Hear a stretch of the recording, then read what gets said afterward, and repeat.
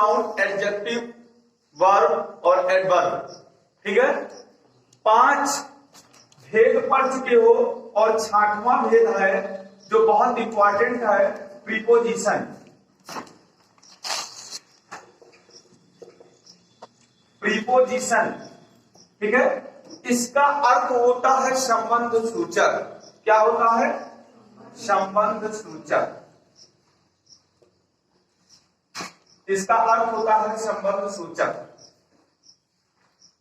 ठीक है, अगर हम प्रीपोजिशन की बात करें तो प्री और पोजिशन, यानी ये 2 शब्दों से मिलकर बना है प्री प्लस पोजिशन।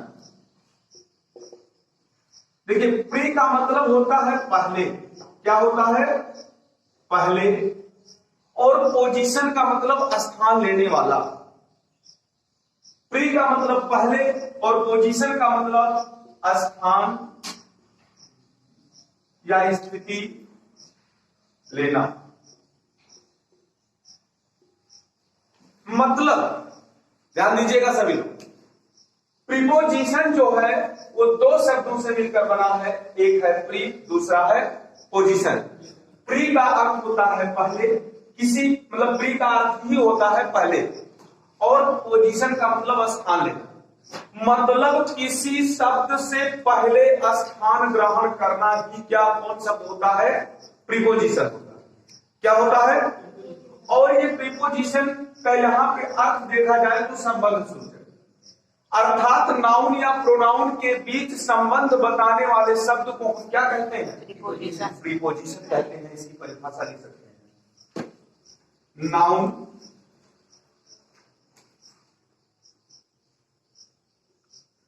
नाउन और प्रोनाउन के बीच संबंध बताने वाले शब्द को प्रीपोजिशन कहते हैं।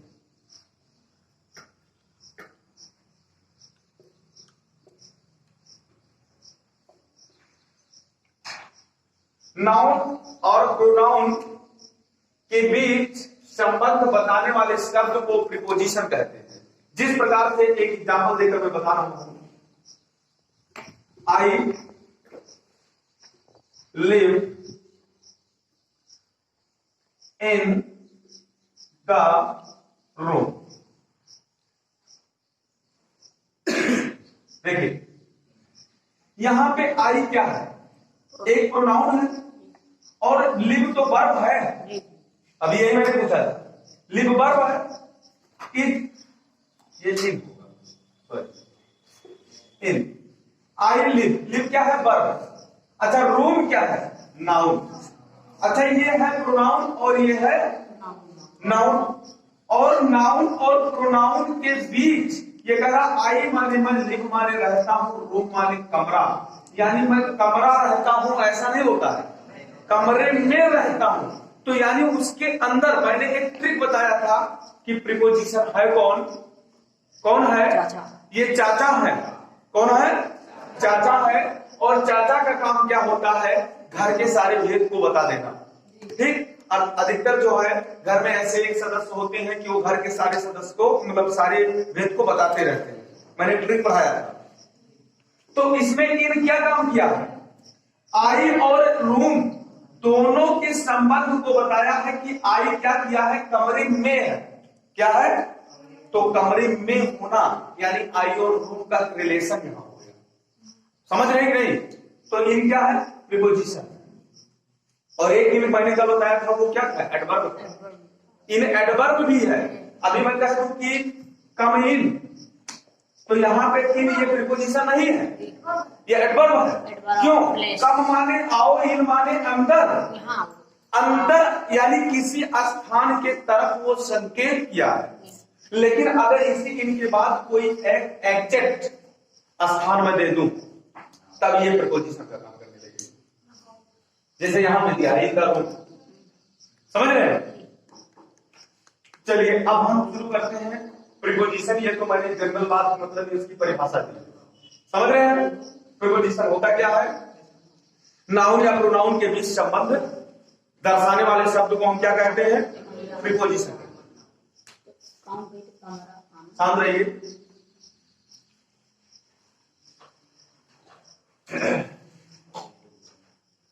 देखिए, प्रीपोजिशन जो होता है तीन प्रकार का होता है। एक होता है डायरेक्शन देने वाला, डायरेक्शन। दूसरा होता है टाइम बताने वाला। तीसरा प्लेस बताने वाला। ठीक, स्थान बोध करने वाला, समय बोध करने वाला, दिशा बोध करने वाला, तीन प्रकार का जो है प्रीपोजिशन होता है। ठीक है,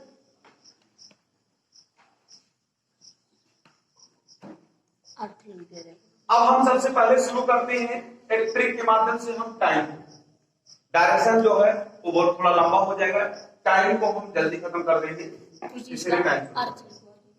डायरेक्शन माने दिशा होता है भैया, टाइम माने तो जानते ही वो समय होता है, और प्लेस का मतलब स्थान होता है।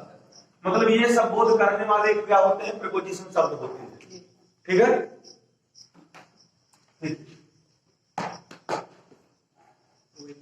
मिटा दे इसको भैया, ध्यान से समझिएगा। और बहुत इंपॉर्टेंट है ये, केवल तुम लोगों के लेवल के लिए यहां नहीं है, बहुत आगे तक के लिए काम करेगा प्रीपोजिशन। ठीक है, और कोई भी कॉम्पिटिटिव एग्जाम देने जाएंगे तो वहां पे प्रीपोजिशन तो 1-2 नंबर का जरूर पूछा जाएगा, समझ रहे हैं। हाँ, जैसे अभी पूछ लिया जाए, अभी एक एग्जाम्पल मैं कभी पढ़ा नहीं रहा हूं, एक एग्जाम्पल ऐसे दे रहा हूं, जैसे कह दिया जाए I reach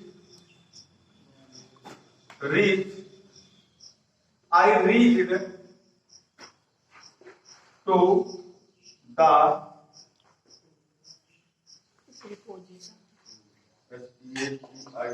station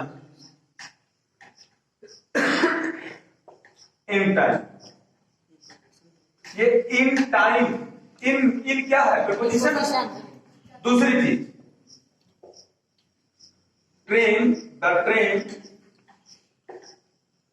will come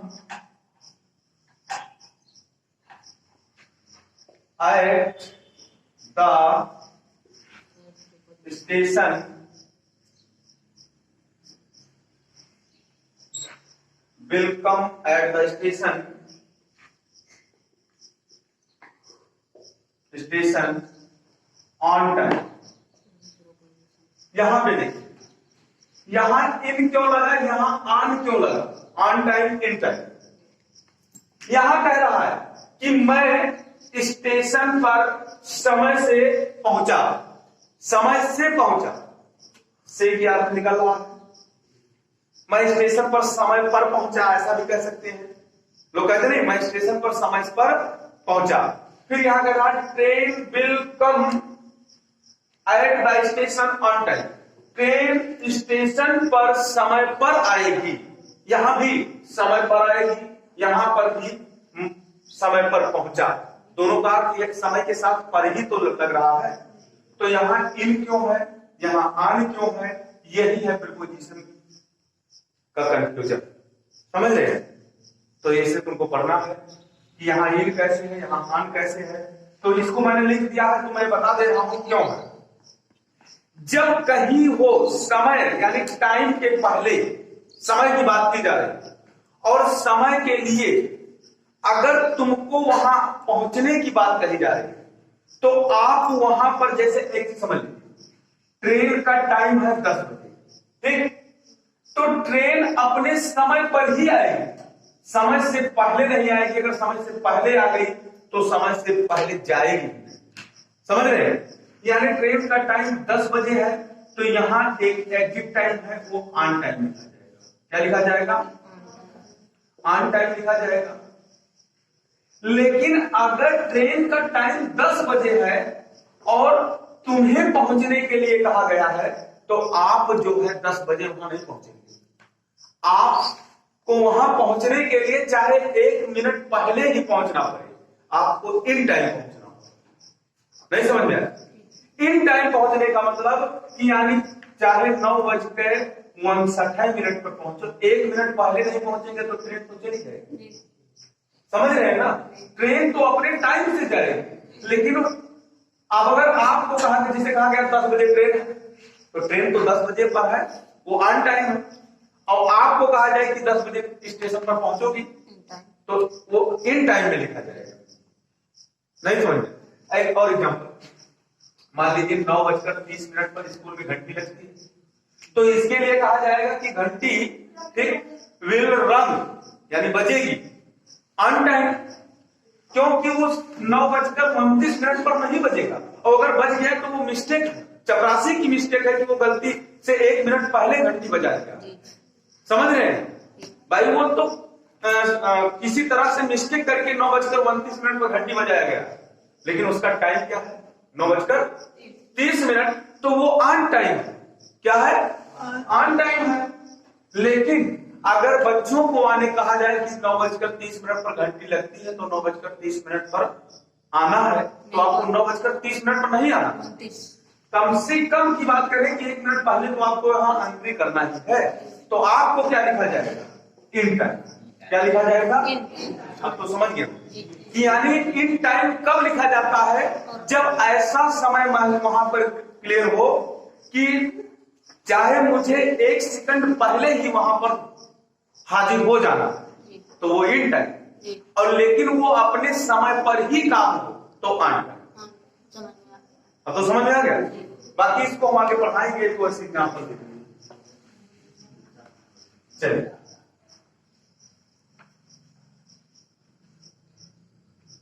समय, सबसे पहले हम प्रीपोजिशन ऑफ टाइम शुरू कर रहे हैं।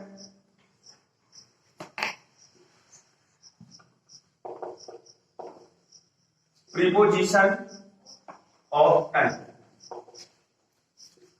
ठीक है? मतलब हमें समय बताने वाले शब्द को, प्रीपोजिशन को पढ़ना है, यानी हम कैसे वहां उसको फिल करें या कैसे हम पकड़े। देखिए, हम इसका एक ट्रिक दे रहे हैं, एक सभी लोग बना के रखिए।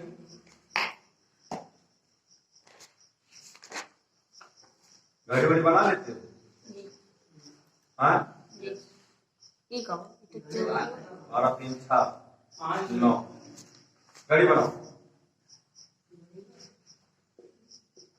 अरे वैसे बना दो, ठीक है? एक घड़ी हो गया और एक हो गया कैलेंडर। क्या हो गया? कैलेंडर। अब कैलेंडर तो लगभग जानते ही कैसे बनता है। ऐसे ऐसे होता है कि नहीं होता? अब बहुत सही कला तो नहीं बनाना है। देखिए, ये है भैया घड़ी, और ये क्या है? कैलेंडर। कैलेंडर, ठीक? ये है घड़ी। अगर समय बताया जाता है तो 2 ही चीजों से समय होता है, या तो घड़ी से होता है या तो कैलेंडर से होता है। सभी लोग ध्यान दें, अगर कहीं समय बोध करना है तो कितने चीजों से हम समय बोध कर सकते हैं? कैलेंडर, या तो घड़ी से और या तो, अरे भाई घड़ी से हम बोध करेंगे तो बजना बोध करेंगे। क्या बोध करेंगे? बजना। अरे भाई कितना बज रहा है। अगर कैलेंडर से बोध करेंगे तो हम महीना बोध कर सकते हैं, दिन बोध कर सकते हैं, तारीख बोध कर सकते हैं। ये सब समय ही तो है। तो यही 2 चीज, 2 ऐसे हमारे साधन है जिससे हम समय को बोध कर सकते हैं। समझ रहे हैं? तो देखिए, हमें घड़ी से कौन कौन सा टाइम निकलेगा बताइए? सेकंड मिनट नहीं, केवल एक टाइम को एग्जैक्ट लेना है, बजना।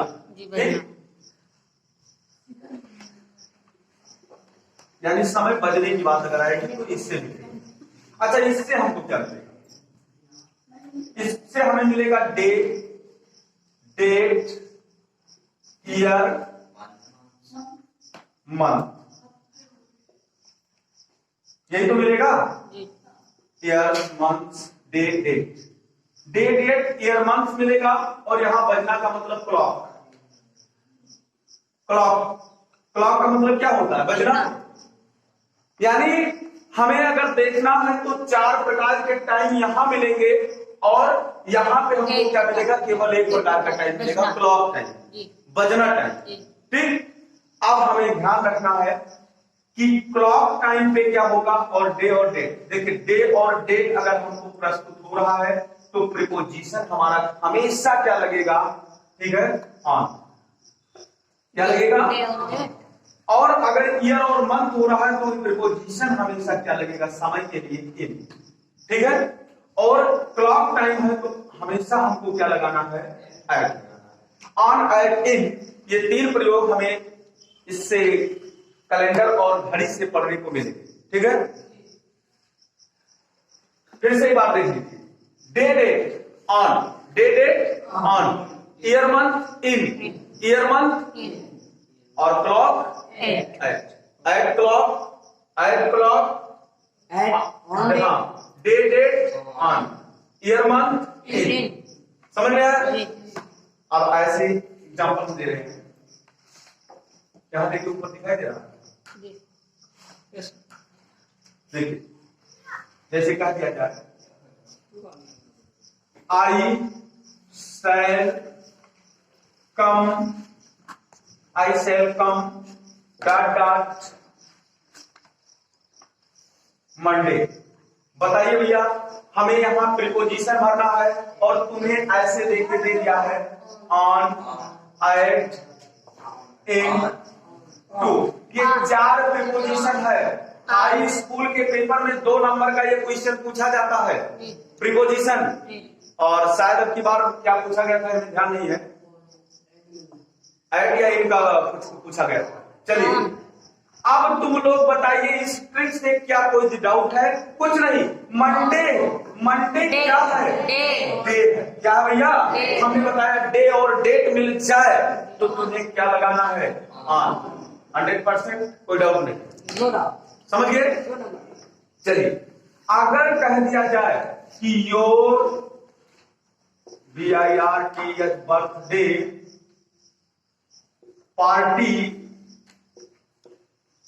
पार्टी विल बी, हाँ, विल बी, अब यहां पे भरना है और हम कह रहे हैं 10 और 7 2020, ठीक है।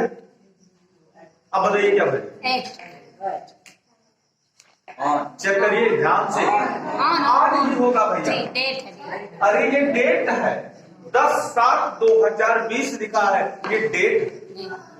अगर मैं कह दूं कि नहीं है तना चीज मिटा दिया गया, अब बताइए केवल 2020, तब भैया यहाँ क्या होगा, इन। अब तो शायद डाउट क्लियर होगा।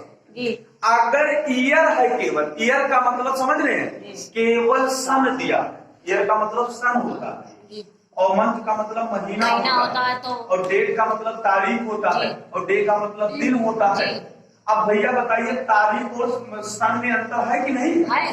तारीख क्या होगा, उसमें डे मतलब महीना, दिन और सन तीनों मिलेगा, और सन में क्या मिलेगा, केवल तुमको वही 2020, 21, 22, 18 सब ये समझ, एक साल तक 2020, कोई डाउट नहीं। अब हम इसका केवल एक्सरसाइज ही करवाएंगे, बस देखिए और एग्जाम्पल दे रहे हैं। शांत रहिए सभी लोग।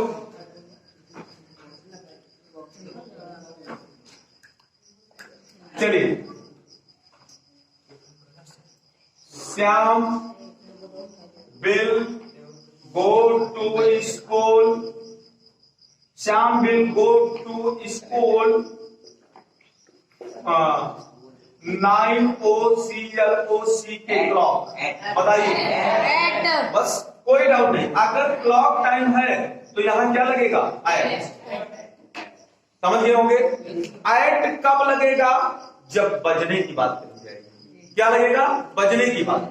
और अगर डे और डेट में से कोई है तो ऑन, और अगर ईयर और मंथ में से कोई है तो इन। समझ गए? और इसका अर्थ क्या निकला, Shyam will go to school at 9 o'clock, यानी श्याम 9 बजे स्कूल जाएगा। अरे विल गो, गाड़ी आए, समझ रहे? चलिए और एग्जाम्पल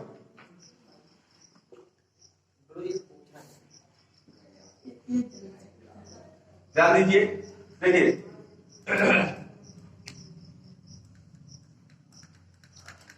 जैसे कह दिया जाए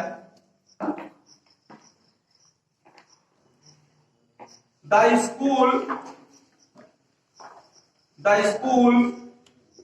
will be open. The school will be open in AU, ऐसा कर देते हैं। अभी कंफर्म नहीं है, संभावना व्यक्त हो रहा है स्कूल खुलने का, समझ रहे हैं? कंफर्म में लिख दिया। स्कूल इज लाइकली, लाइकली का प्रयोग क्यों किया जाता है? संभावना के लिए, संभावना होता है। The school is likely to open, ठीक है, AUGUST, अगस्त। बताइए इन क्या हो? यहाँ पे पोजीशन पर इन, वेरी गुड। यानी इसका मतलब समझिए, इसका अर्थ यह है कि स्कूल अगस्त में खुलने की संभावना है, ना कि खुलेगा। मैं जो पहले लिख रहा था school will be open in August, तो वो खुलेगा, ऐसा होगा कि स्कूल अगस्त में खुलेगा। लेकिन ये क्या है? School is likely to open in August, यानी अगस्त में खुलने की संभावना। समझ रहे होंगे? तो अगस्त क्या है भैया? मंथ है। और मंथ के लिए इन, यानी मंथ ईयर दोनों के लिए इन, और डे और डेट दोनों के लिए वन, और क्लॉक के लिए। कोई डाउट? चलो ठीक।